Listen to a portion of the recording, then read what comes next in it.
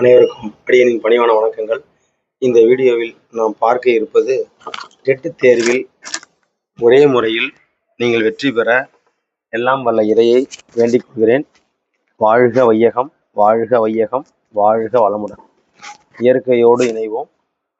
இயற்கையே கடவுள். இயற்கையே உங்களுக்கு எல்லாம் செய்ய வல்லது. இயற்கையை வணங்குங்கள். பொதுவாக நீங்கள் நெகட்டிவாக நீங்கள் பயந்து கொள்ளாமல், பொதுவாக உங்களுக்கு இந்த ஆசிரியர் தகுதி தேர்வு என்பது உங்களுடைய பணியை தக்க வைத்து கொள்ள மிக முக்கியமான ஒரு தருணமாக இது பார்க்கப்படுகிறது. சென்ற 2 வீடியோக்களை அடியேன் அப்லோடு செய்துள்ளேன். அந்த வீடியோக்கள் சொல்லப்பட்டது போல உங்களுக்கு பிடித்த நிறம் உள்ள பேப்பரை A4 ஒரு பண்டிலாக வாங்கி கொள்ளுங்கள். இது போன்ற தனித்தாள்களில் நீங்கள் இதில் குறிப்பெடுத்துக் கொள்ளுங்கள். கண்டிப்பாக குறிப்பெடுக்க வேண்டும். 5 பாடங்களை நீங்கள் வெவ்வேறு நிற பேப்பர்களில் நீங்கள் வடிவமெடுத்துக் கொள்ளலாம். இது நினைவுக்கு மிகவும் முக்கியமான ஒரு கருத்தாக அமையும் என்பது அடியனின் கருத்து. நீங்கள் அல்லது நார்மலாக நோட்டில் கூட நீங்கள் குறிப்பெடுத்துக் கொள்ளலாம். குறிப்பெடுக்கும் போது திட்டமிடுதல் இன்றைய நீங்கள் ப்ரிப்பேர் செய்ய வேண்டும்.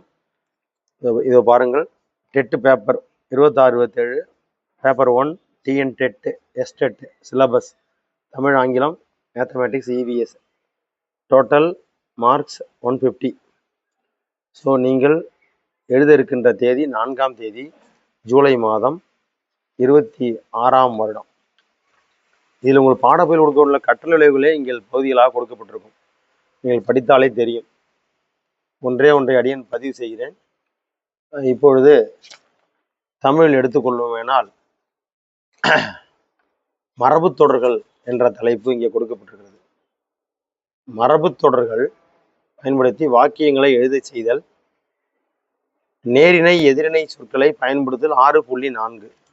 நேரிணை எதிரிணை சொற்களை பயன்படுத்துதல். இப்பொழுது இதில் 6.4 என்ற தலைப்பில் வருகிறது.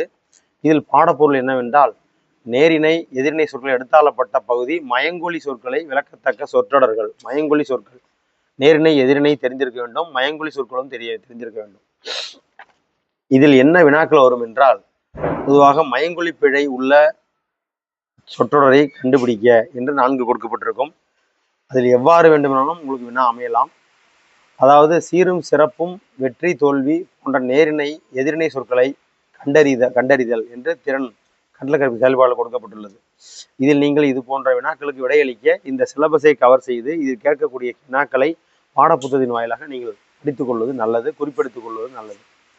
இப்பொழுது நேரிணை எதிரிணை மயங்கொலி சொற்களை ஏறத்தாழ 3ஆம் வகுப்பு, 4ஆம் வகுப்பு, 5ஆம் வகுப்பு இந்த 3 வகுப்புகளிலிருந்தும் உள்ள தமிழ் பாடங்களை 3 பருவத்திற்கும் நீங்கள் குறிப்பெடுத்து வைத்துக் கொள்ள வேண்டும். ஏறத்தாழ இந்த ஒரு பகுதியை முடித்து விட வேண்டும். இந்த பகுதியை முடித்து விட்டால் இந்த வினாக்கள் இதிலிருந்து கேட்கப்பட்டால் கண்டிப்பாக விடையளிப்பீர்கள். எனவே அடுத்தது ஆங்கிலத்தில் ஒன்றை, அதாவது சூழ்நிலைகளை அடியேன் இங்கே ஒன்று பதிவு செய்கிறேன். சூழ்நிலையில் சிலபஸ் உங்களுக்கு இப்பொழுது ஒரே பிளான்ட் என்று கொடுக்கப்பட்டுள்ளது. பிளான்ட் என்பது பாயிண்ட் 1 சயின்ஸில் கொடுக்கப்பட்டுள்ளது. பொதுவாக அறிவியலில்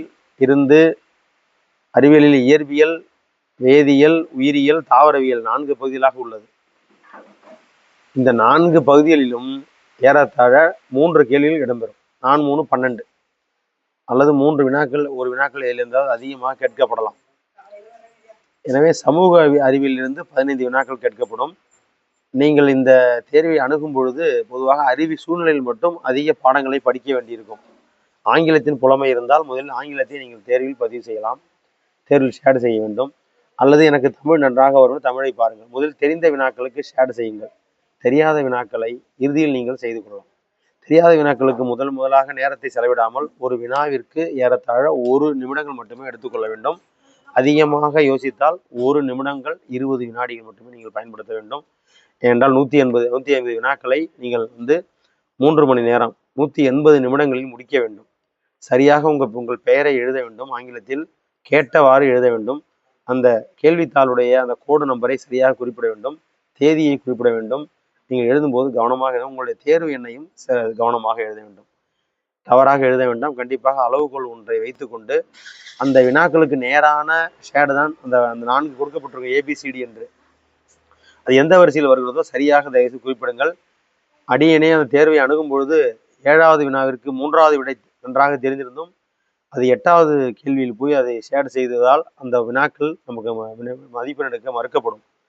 எனவே இதில் கேட்கப்பட்டுள்ளது என்னவென்றால், பிளான்ட் என்ற போது கிளாஸ் 3க்கு வேர்ல்ட் ஆஃப் பிளான்ட், உலகத்தில் உள்ள தாவரங்கள்.